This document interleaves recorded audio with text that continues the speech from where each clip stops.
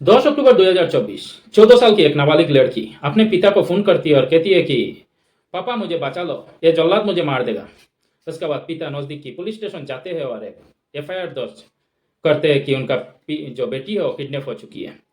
अब पुलिस भी तुरंत एक्टिव होता है और उनकी जो बेटी है उसको बरामद भी कर लेता है। तो कहाँ और कैसे उस नाबालिग लड़की फंस गई थी, तो आइए सुनाते हैं सिलसिलेवार तरीके से। नमस्कार, आदाब, आप सभी को स्वागत है मेरी यूट्यूब चैनल रियल स्टोरी में। उम्मीद है कि आप अच्छे होंगे, अपने ख्याल रख रहे होंगे और अपने परिजनों का भी ख्याल रख रहे होंगे। आज की जो घटना है, ये घटना मध्य प्रदेश की एक जिला लगता है जब्बलपुर की है। जब्बलपुर की एक थाना, भारगी थाना क्षेत्र के एक गांव है शालीवाड़ा गांव। उस गांव में कक्षा 9 में पढ़ने वाली एक नाबालिग लड़की, 14 साल की लड़की, दूसरे लोगों की तरह वो भी व्हाट्सएप, इंस्टाग्राम और फेसबुक चलाती थी। वो चैटिंग किया करती थी। इसी दौरान एक लड़का से उसका दोस्ती हो जाती है। तो लड़का का नाम होता है राहुल भूमिया, जो उस गांव से थोड़ा दूर एक गांव है डेराघाट, उस गांव का था।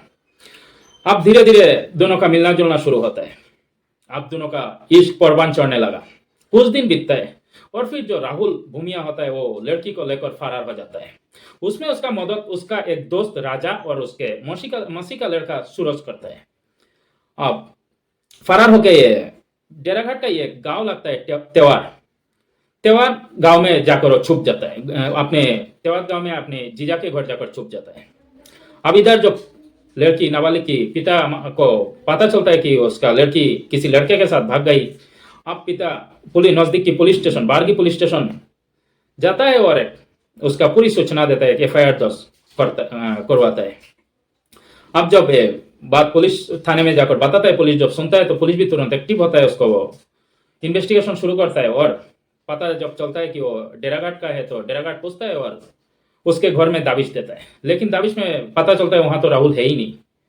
अब उनको घर वालों को जो पूछताछ करता है तो पता चलता है वो वहां का एक त्योहार गांव है, उस गांव में उसका जीजा का घर में रह रहा है।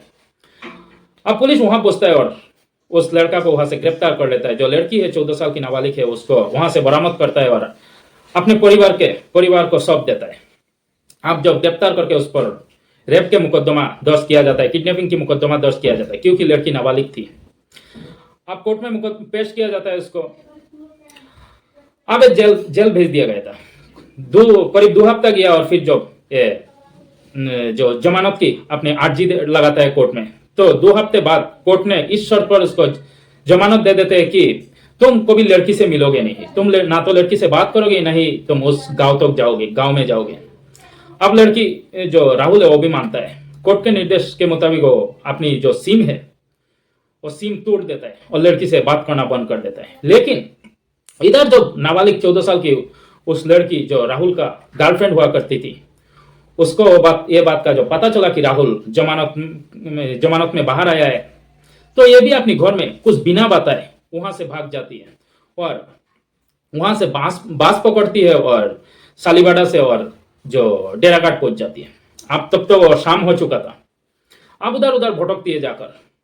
उसके बाद गांव की बाहर ही और रात उधर उधर करके गुजारती है जैसे तैसे। जैसे सुबह होता है तो किसी एक व्यक्ति से वो मोबाइल लेती है और कहती है, राजा को फोन लगाता है जो राहुल का दोस्त था।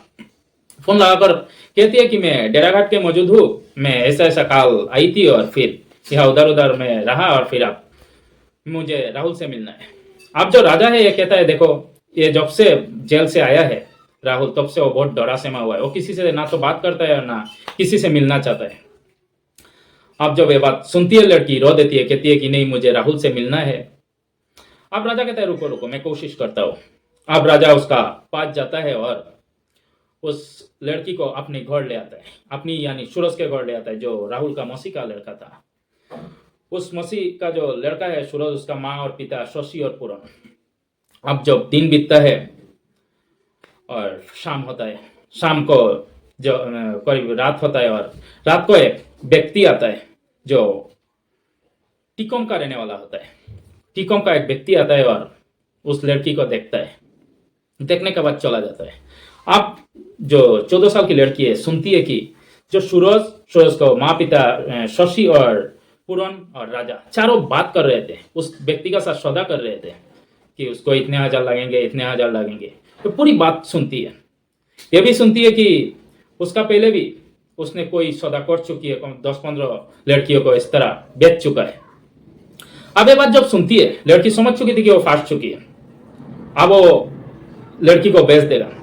ये सोचा कि मैं सुबह होते ही मैं वहां से भाग जाऊंगी, लेकिन जब तक सुबह होता तब तक वो फांस चुकी थी। वो उस जो चाहती थी उसमें कामयाब नहीं हो पाई, क्योंकि वो लोग एक्टिव थे, उसको भागने का मौका ही नहीं मिला। अब उसको 2 अक्टूबर को जो शशि, पूरन, सूरज और राजा चारों मिलकर गांव की एक मंदिर होता है, उस मंदिर में उस 25-36 साल की आदमी जिसका नाम होता है प्रकाश का साथ उसको जबरन शादी दे दी जाती है। और उस सौदा का डील 95,000 में होता है। 95,000 उनको देता है और लड़की ले जाता है। और वहाँ शादी के वक्त भी ये चारों मौजूद थे। अब शादी करके वो अपने गांव ले चला जाता है, जो टिकोम ले चला जाता है वो व्यक्ति। अब उसका साथ जाकर उसका साथ बलात्कार करता है। करीब 20 दिन तक चलता है वो सिलसिला। करीब 25 बार तो उसका साथ ऐसा बलात्कार किया गया है। अब हर रोज वो आता है और उसका नाबालिग का साथ ऐसे ही करता है।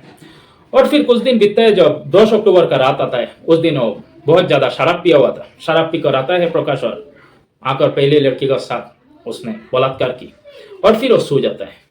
सोने के बाद जो उसका मोबाइल होता है, वो मोबाइल लड़की का हाथ लग जाता है। 14 साल की नाबालिग का हाथ में लग जाती है। अब जो लड़की का हाथ में वो मोबाइल लगता है, तो जब वो सो जाता है करीब 11:30 बजे के बीच वो अपने पिता को फोन लगाता है, क्योंकि उसका पिता का नंबर उसका पास था। वो उस नंबर में फोन लगाता है और कहता है, पिताजी मुझे बचा लो, ये जल्लाद मुझे मार देगा। और पूरे कहानी बताता है कैसे कैसे क्या हुआ, कैसे वो डेराघाट पहुंची थी शालीवाड़ा गांव से बस से, और कैसे वहां रात गुजरी और फिर वहां गया और उन लोगों ने उसको बेच दिया। अब जब पिता सुनते हैं वो भी चुपते हैं और बारगी थाना में जाता है। नजदीक की जो थाना होता है बारगी थाना, वहां जाता है। जाने के बाद पूरे कहानी बताता है कि ऐसा ऐसा हुआ है मेरा बेटी के साथ। पुलिस भी तुरंत एक्टिव होता है, क्योंकि एक नाबालिग की जिंदगी की सवाल था। अब पुलिस तुरंत एक्टिव होता है और टिकोम उस गांव तो पहुंचता है। उसके बाद उस घर में दाबिश देता है और जो लड़की है उसको बरामद कर लेता है। प्रकाश को गिरफ्तार करके थाना ले आता है। थाना ले आने के बाद उसको जेल भेज दिया जाता है।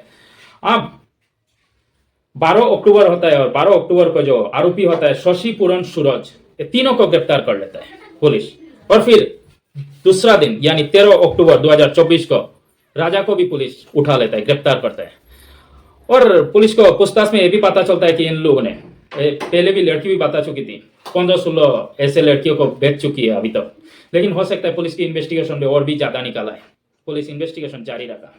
और यह चीज उसका पहले जो प्रकाश है वो भी बता चुकी थी। उसको जो पूछताछ की गई थी, तो उसने बताया था कि वो उसका पहले भी कोई बार वो शशि और पूरन के घर वो गया था कि लड़की देखने, लेकिन उसका कोई लड़की ऐसा पसंद नहीं आया।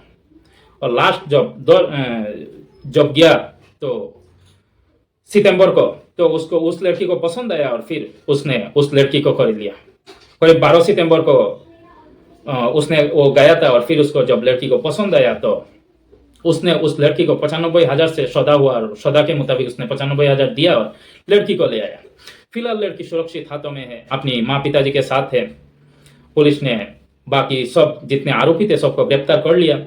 अब जो है उनको जेल भेज दिया गया। आगे की इन्वेस्टिगेशन जारी है ताकि और जान सके कि और भी कोई लड़की उसका साथ फंसा है क्या उन्होंने ऐसे बहाना करके ऐसे कोई और लड़कियों को अपने जाल में फंसाया। तो ये भी एक तरह मानव तस्करी है। तो यही था कहानी अगर अच्छा लगा तो लाइक एंड सब्सक्राइब कर देना। कमेंट करके जरूर बताना इस कहानी को लेकर आपकी मन में क्या विचार है। क्या उस नाबालिग लड़की अगर घर से नहीं भागी होती तो ऐसा होता? क्या अगर उस लड़की के जो पिता है वो पहले अगर नहीं लेकर आते उस लड़की को तो क्या ऐसा होता? क्या विचार है आप जरूर बताइएगा कमेंट कर।